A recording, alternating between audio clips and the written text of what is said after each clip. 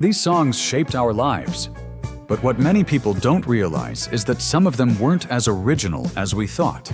Today, we're uncovering 13 famous songs that were actually plagiarized, and chances are you had no idea. And I'll warn you, after this, you'll never hear them the same way again. Let's get started.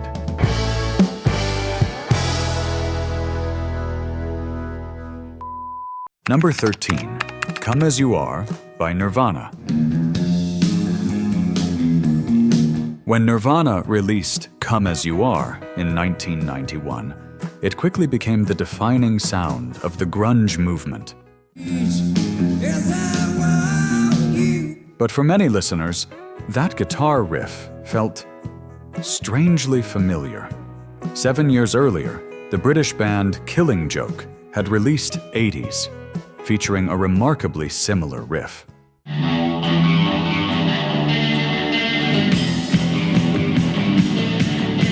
It was so similar that even Nirvana themselves noticed it. In fact, they hesitated to release Come As You Are as a single, fearing a potential lawsuit. But in the end, they went ahead with it. Although Killing Joke publicly expressed their frustration, they never took the case to court. Interestingly, years later, Nirvana's drummer Dave Grohl ended up playing with Killing Joke, bringing the story full circle as a gesture of mutual respect. Number 12, Come Together by the Beatles.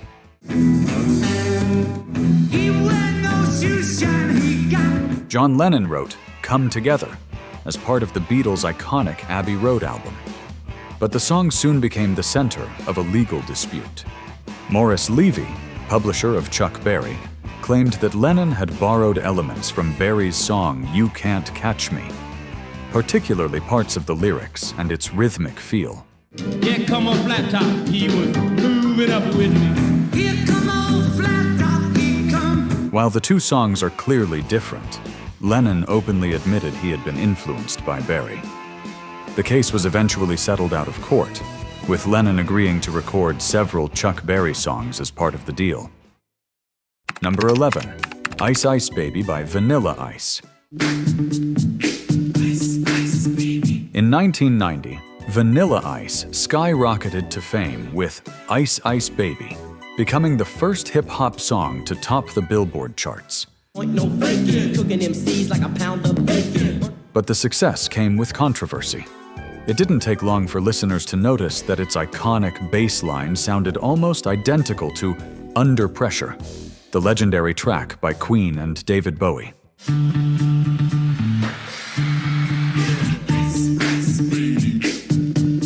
Vanilla Ice tried to defend himself, claiming he had added an extra note to the riff. But that explanation didn't convince anyone. Ding, ding, ding, ding, ding, ding, ding, ding. That's the way theirs goes. It's not the same. Ours goes ding, ding, ding, diggy, ding, ding, ding, ding, ding, ding, diggy, ding, ding. That little bitty change. In the end, the representatives of Queen and Bowie were granted songwriting credits, along with a financial settlement. This case became a turning point in the relationship between hip-hop and the use of musical sampling. Number 10, Creep by Radiohead. But I'm a creep. Radiohead rose to fame with Creep, a song that became an anthem for an entire generation. But behind its success, there was a legal battle. Songwriters Albert Hammond and Mike Hazelwood claimed that the chord progression and melody of Creep were too similar to their track, The Air That I Breathe. Oh, cigarette smoke. This time, Radiohead didn't win. The case was settled, and Hammond and Hazelwood were officially credited as co-writers of the song. But here's where it gets ironic. Years later, Radiohead themselves accused Lana Del Rey of plagiarizing Creep in her song Get Free. Seems like, in music, what goes around comes around. Number 9, Ghostbusters by Ray Parker Jr.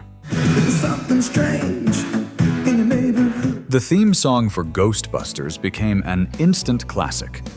But it didn't come without controversy. Ray Parker Jr., the man behind the hit, was sued by Huey Lewis and the News, who claimed the song sounded strikingly similar to their track, I Want a New Drug.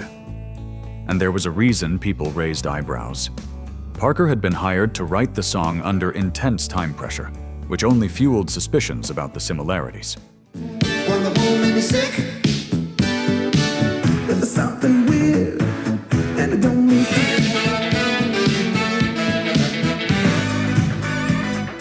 I ain't afraid of no. The case was eventually settled out of court, but the story didn't end there. Years later, Huey Lewis broke the confidentiality agreement and revealed details of the settlement in an interview. That move backfired. Parker took legal action against Lewis for violating the agreement, and in the end, Lewis was forced to pay him compensation. Number 8. My Sweet Lord by George Harrison. In 1970, George Harrison released My Sweet Lord, a spiritual anthem that blended pop, gospel, and Hindu devotion. But the song became the center of one of the most famous lawsuits in rock history. The company that owned the rights to He's So Fine, a 1963 hit by the Chiffons, sued Harrison for plagiarism, claiming the melody was almost identical. He's so fine. My Lord. I don't know how I'm gonna do it. I really wanna see you.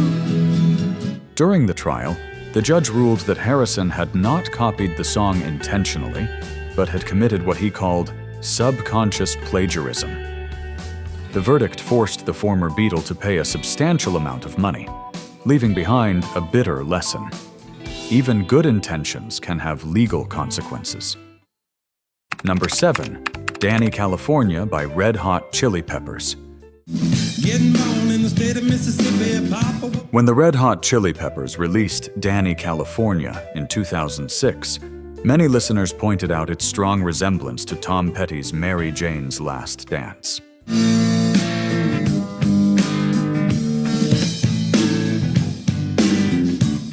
The chord progressions and rhythmic patterns were noticeably similar, but unlike other cases, this one never made it to court.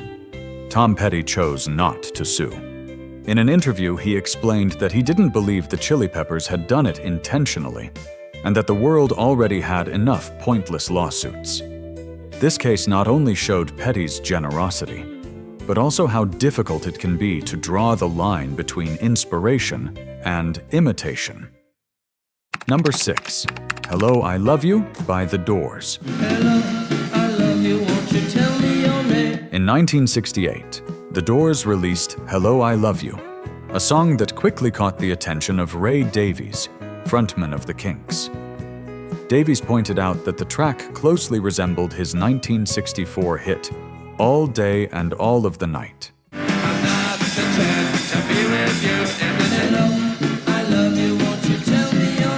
The similarity was strong enough that a UK court ruled in favor of the Kinks, granting Davies co-writing credit on Hello, I Love You.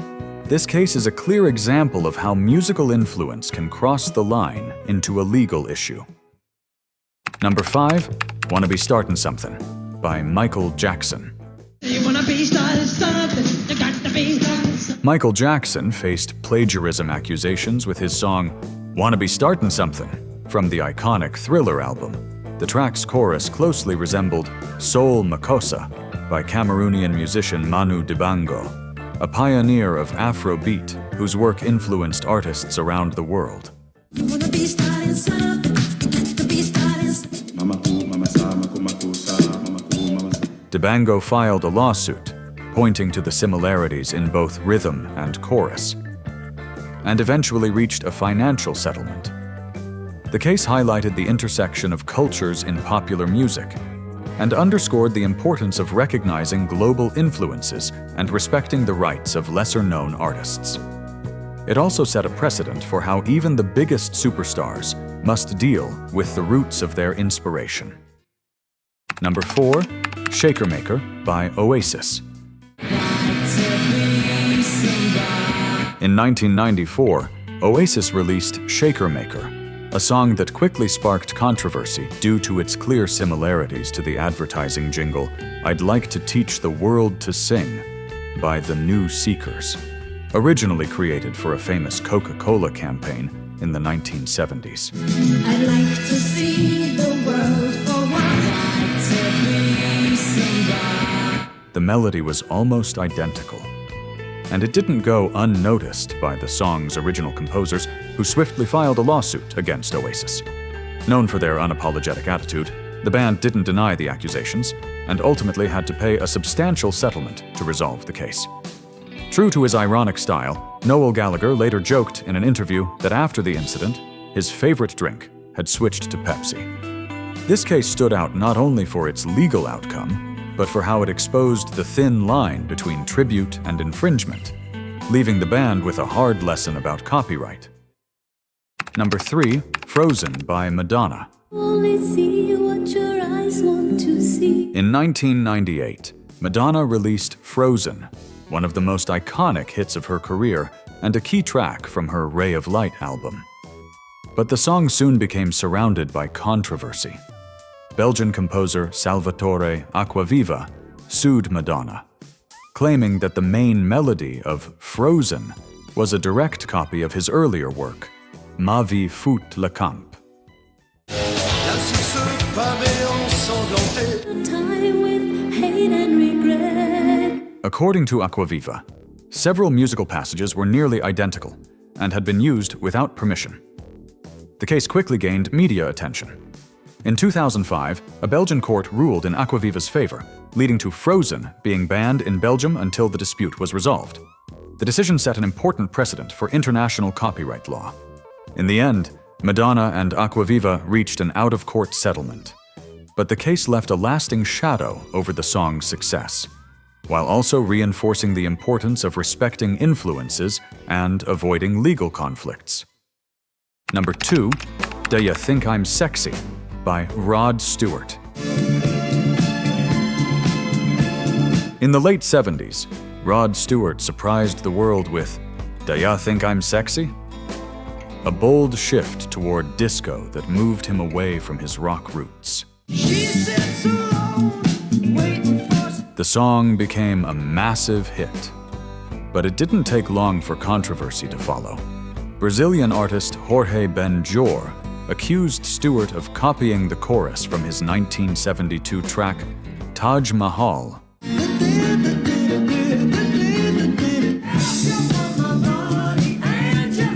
The melodic similarity in the chorus was undeniable. In his autobiography, Stewart admitted he had likely heard the song during Carnival in Rio, and that the influence may have slipped in subconsciously.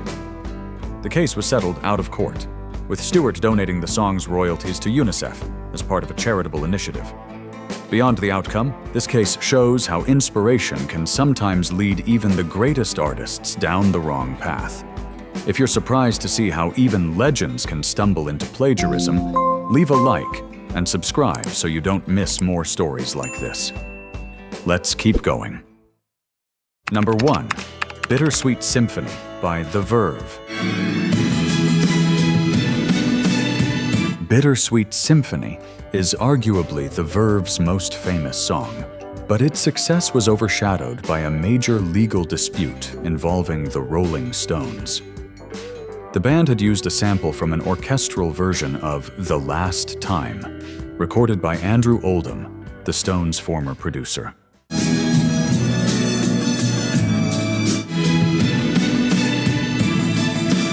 Although The Verve had obtained permission to use the sample, the Rolling Stones representatives claimed they had exceeded the agreed terms. The consequences were severe. Mick Jagger and Keith Richards were credited as co-writers, and The Verve lost the rights to their own biggest hit. Years later, however, Jagger and Richards returned the rights to the band, bringing the story full circle in an act of reconciliation. And to think, many of these songs ended up being remembered more for the controversy than for the talent behind them. But there are even more curious stories out there. Artists who absolutely hated the covers made of their own songs. I'll tell you all about it in this video. 13 covers hated by the original singer.